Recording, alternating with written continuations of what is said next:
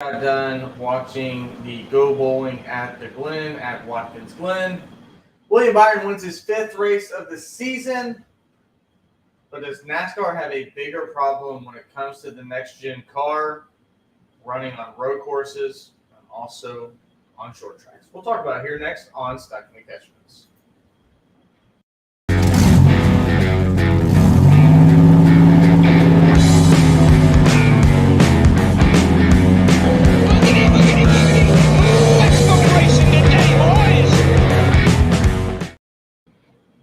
Welcome in, guys. Hopefully, you're having a wonderful Sunday. Myself, I just got done doing my fantasy football team, so I'm excited to be able to do that today. It was a good day to do that. Was a little bit worried about missing the race. Watkins Glen is one of my favorite tracks on the circuit, especially before the next gen car. But traditionally, Watkins Glen has been an amazing race. The Xfinity race yesterday was an amazing race. And, I had a lot of high hopes for what was going to be the fastest road course on the schedule. I was at the Indy road course last week.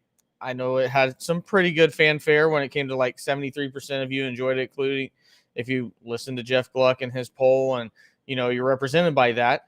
So Watkins Glen, I thought could be even better than that.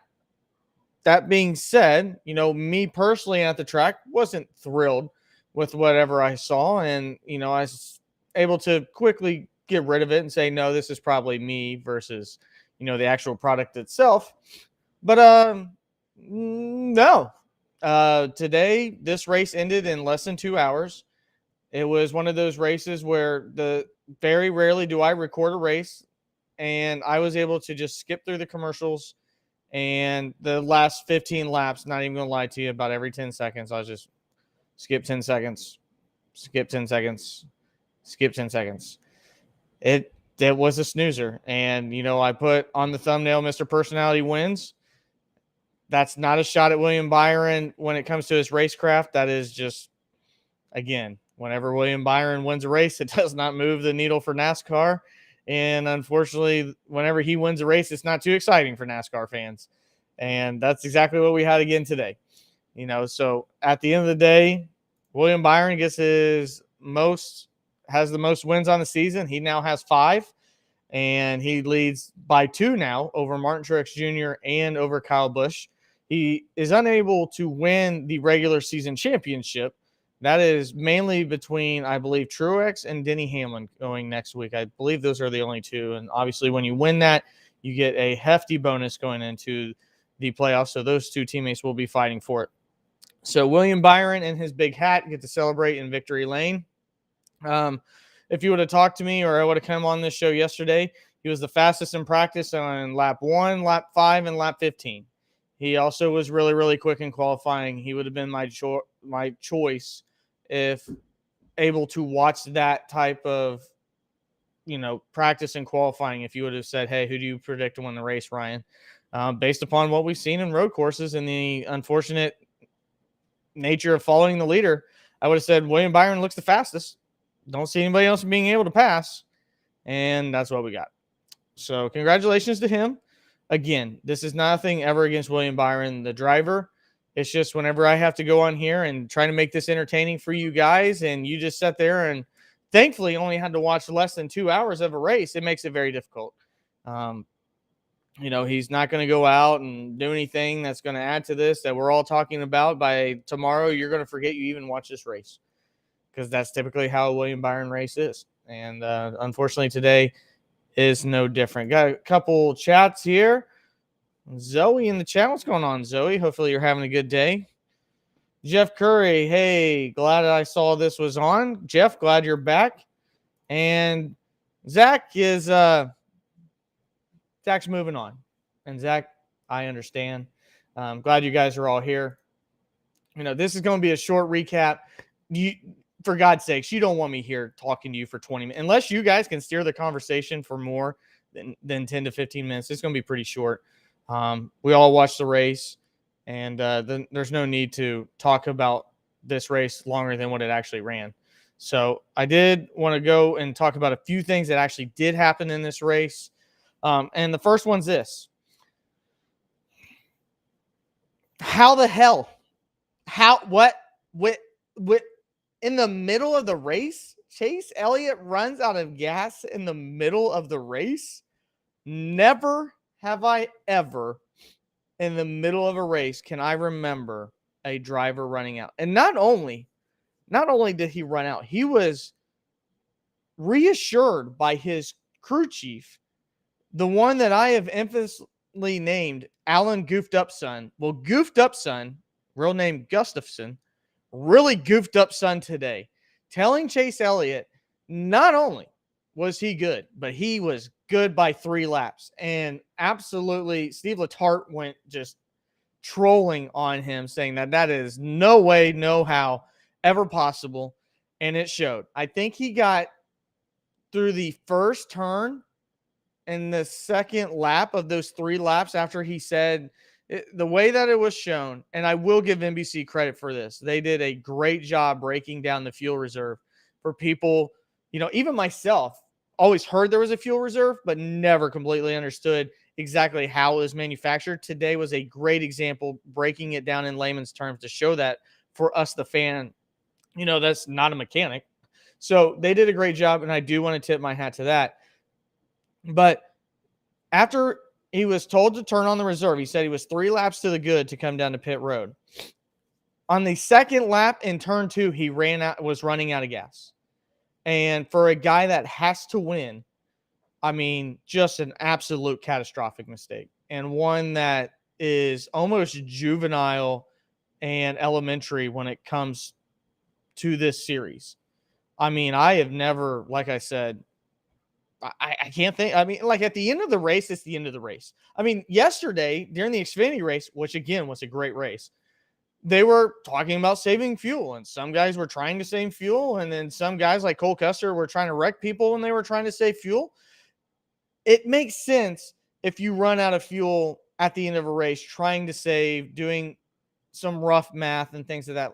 To run out of fuel at halfway through the race is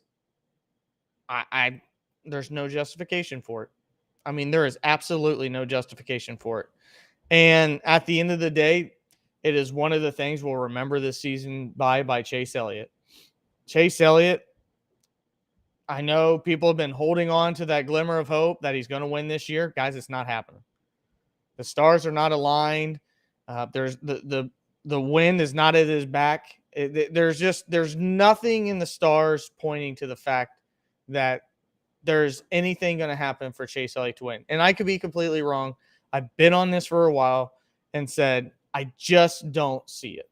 I just don't feel it. And I mean, he can't even qualify right. I mean, he screwed up in qualifying, said he missed every effing turn in qualifying and ended up qualifying 15th. And it just seems like this year is compounded upon itself. And now it's affecting people on top of the pit box, I guess. I mean, I don't know. I've never seen anything like that in my entire life. Dale Jr. download, says Jeff, on before race with Ward Burton. He was wearing a Colic Racing shirt. What is connection with them? That I don't know. I don't know what Wood Burton connection is to them. I didn't know that he'd like drive the Caterpillar Dodge number 22 to Victory Lane, and whenever they get there, he'd like to celebrate. Ward Burton. I do love Ward Burton, by the way. Great interview. So, yeah, Chase Elliott, I don't know. It's been the worst season that I can possibly imagine for NASCAR's most popular driver. So, it is what it is. And then another guy that had a really bad day and at the beginning looked really good was Michael McDowell. Michael McDowell had a ton of speed. He was the only person, at least that I can remember, past someone in the top 3 when he passed Denny Hamlin for the lead. Granted, Denny Hamlin was just plowing, and was not able to, get a lead at all and was holding up drivers versus, extending his lead. Goes through too many pit boxes to screw up the first time, and then has men jump over for the second time. And after all that being said, Chase Elliott runs out of gas. So he gains the field position back because of that, and then blows an engine. So not a great day for Michael McDowell. The positive though is how fast they were. I mean, Michael McDowell, even Todd Gillen was fast today. I think he finished like 11th or 12th. And, they showed speed at Front Row Motorsports. Again, that's one of the teams I've really, really liked. I like both drivers there. And, I think from here on out, unless NASCAR makes any changes to this car, which they need to, but still, Michael McDowell is a good road course racer. I think they're going to make some changes possibly to the downforce or the aero for it, but I don't think they're going to change anything in terms of spreading out the field when it comes to the make of this car. And Michael McDowell has shown if he's in what is conceivably equal product of a vehicle that he can compete. And not only can he compete, he can dominate like he did last week. So Michael McDowell, it was a rough day, but there's a lot to look at by Michael McDowell and say, guys, every time we go on a track that turns left and right, we definitely got a chance to win. So, a rough day on that thing. Next, I want to talk to you guys about this. This may be me. Do you now miss stage cautions? Because all we heard was them as fans bitching about how we never had stage cautions and it made it to where you couldn't win the race and you wanted to go for stage points and now this is a more true outcome. Well, for those of you, and I'm guilty, I thought stage cautions were silly at road courses, not because of you had the inability to win the race. I like the idea of strategy. I want drivers to have to make a change or be like Goofed Up Son and go for stage wins versus race wins, which I thought was always silly. And for the people that decide to do that, I mean, it added drama and changed the entire race every single time. And being at a race, I promise you this, you want a stage caution once in a while instead of watching 85 straight green laps at a road course. The only thing I didn't like is I didn't understand why we had to go 5 laps under caution to get back to racing. We should drive up, go pit, move on. But, I'm fully on board now that I really do miss stage cautions because I do not like F1 style racing in a NASCAR on these tracks. That's not what I enjoy. That's what we've gotten. And it's just not been that fun. There is such a buffer with these cars when it comes to being in dirty air on short tracks and road courses. You can drive up to a guy and get within half a second, but you can do nothing after that.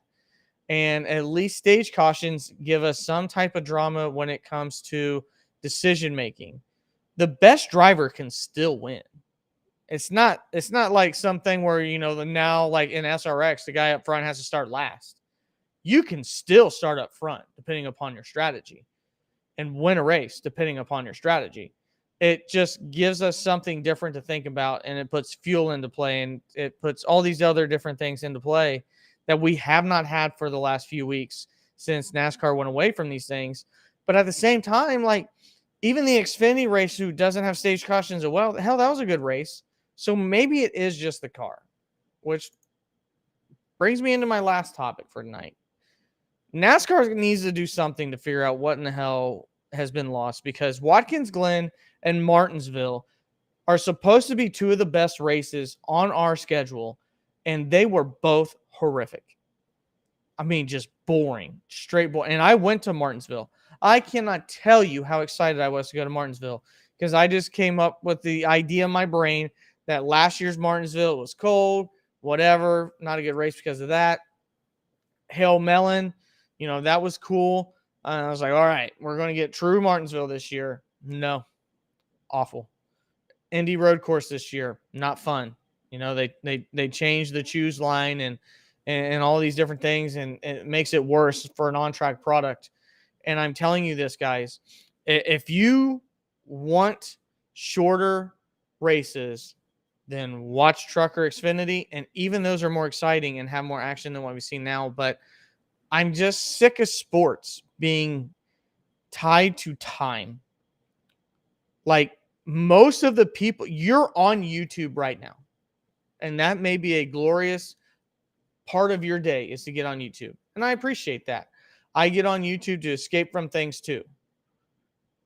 That being said, we're on YouTube to further on the love of what we have in motorsports, not because we're tired of motorsports being too long. That's not why I'm on here.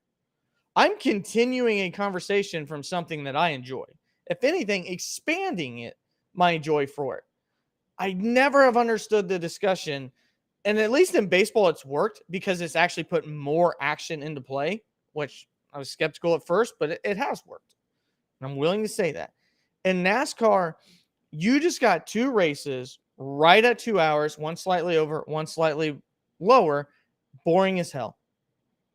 Is that what you want? If you want a 2-hour race where nothing happens and you can get along with your life, then just go watch Formula One.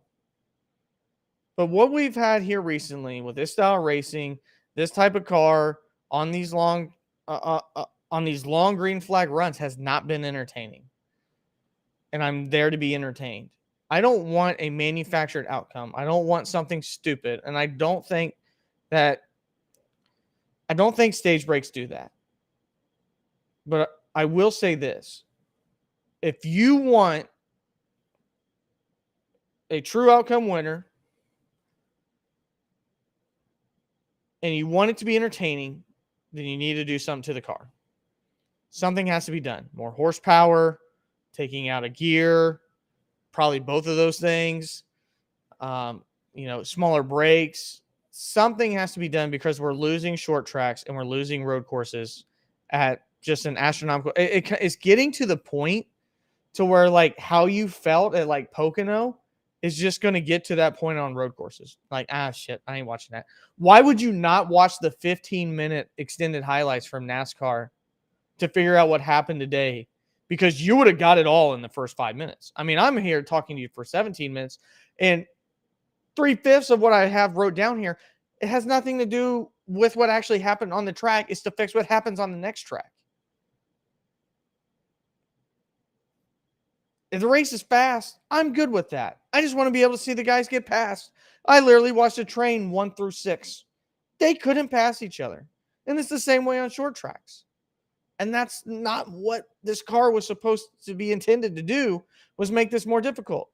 The diffuser brings air behind the car. I don't have a next-gen car, but the diffuser brings air behind the car. Okay, it used to spread it out. The old car would spread it out to the side. That's why you would see car side draft to disrupt the dirty air. Now it brings it straight back. And you know why that's helped on 1.5 miles? Because you don't have to choose one lane. You can be more than one lane because we don't have 550 horsepower anywhere. So the one lane, you can now get out of that lane to get out of that dirty air. But when you're on a road course, traditionally there's just one line because there's not much room to pass. And then on top of it with this car, there's so much runoff that if you make a mistake, you still got 400 feet to the left or 400 feet to the right, to where if you do screw up with this car, it's not going to penalize you. You might lose a spot. The only time we've seen something where it actually penalized you for screwing up was the Chicago street course because there are no runoffs. If you screwed up, you hit the wall. Something's got to be changed. Let's get to the chat. I'm getting fired up. Jeff Curry says, usually my favorite race of the year is the Watkins Glen Busch race. It was pretty good. It was great. It was great. And we had drama. I thought about if I didn't have a fantasy football draft today and had a bunch of people come to my house, I was going to make a short of Sam Mayer and Ty Gibbs because that's drama. That's what we wanted. Ty Gibbs was really good yesterday. There was passing all over the track. Everything was good. Jeff Carros says, dirty air, that's what I made after 8. Jeff?